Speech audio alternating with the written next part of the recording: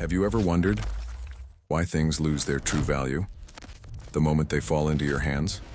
That goal you fought months for, or that object you believed would make you happy forever, the moment you get it, its magic suddenly fades, and your eyes start searching for something new.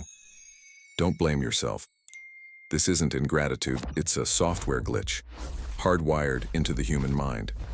We are infected by a collective psychological disease, known as the law of covetousness. We are biologically programmed to always desire what we don't have. Why? Because distance and restriction create mystery, and our brain loves filling this mystery with fantasies of perfection. In reality, we don't want the thing itself. We are addicted to the fictional version. We paint it in our minds, a version that doesn't exist in reality. But the real disaster doesn't just lie in our desire for material things. It's in how this law intervenes to destroy our relationships and our self-worth compared to others. So, how does that happen? Have you ever noticed that you are blindly attracted to those who ignore you, while you completely lose interest in those who give you all their attention? Why do we run after those who turn their backs on us? The secret lies in the power of absence. In human relationships, constant availability and instant replies make you familiar, and the human mind translates familiar into something cheap and guaranteed. We don't appreciate the air we breathe because it's always available and free. But when someone pulls away or reduces their presence, they program your mind for scarcity.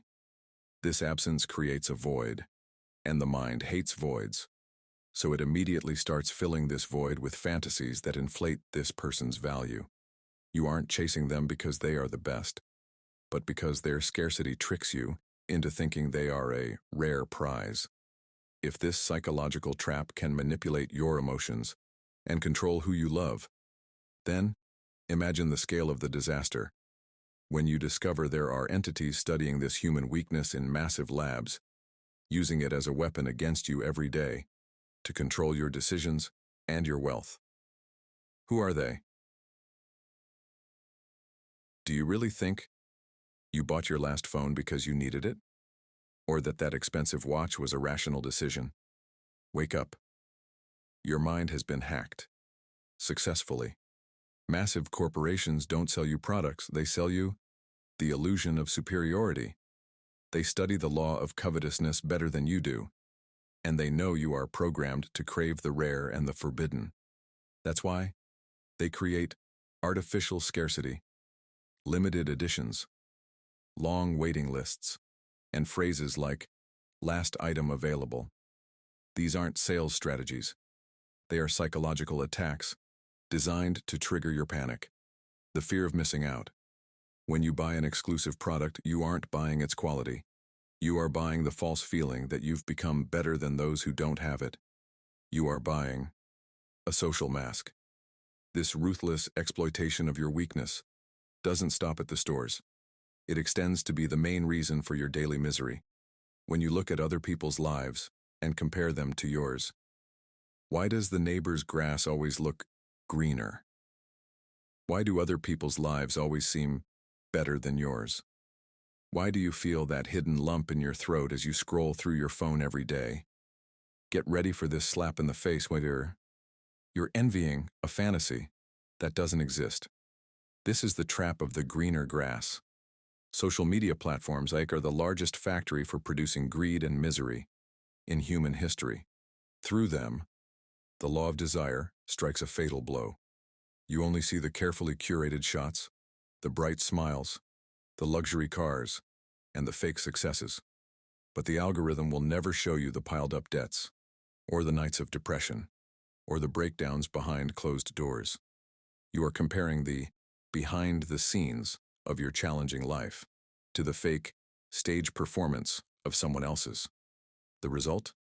Total contempt for your reality, and a blind chase after a mirage that will distract your mind until you die.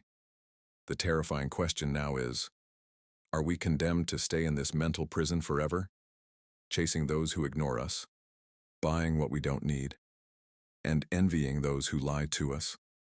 There is only one way out to break this curse and regain control of your mind, but it requires brutal courage. What is it? So, what is the solution? How do we break this curse that makes us slaves to people who ignore us, consumers of things we don't need, and envious of fantasies that don't exist? The solution is there, but it hurts. The only way to destroy the law of covetousness is to assassinate the fantasy with reality. When you find yourself obsessing over a thing or a person, force your mind to get very close until you see the flaws clearly. That perfect job you dream of is full of destructive stress. That person you see as flawless hides fatal flaws. The luxury product won't change your identity. It will just make you happy for a few hours, then join the pile of your old stuff. When you strip things of their mystery, and when you realize that nothing possesses the magical power to make you happy, except your gratitude for what you have right now, only then, the illusion falls. Stop chasing the mirage, created by your mind or created for you by others. Control your desires before they completely control you.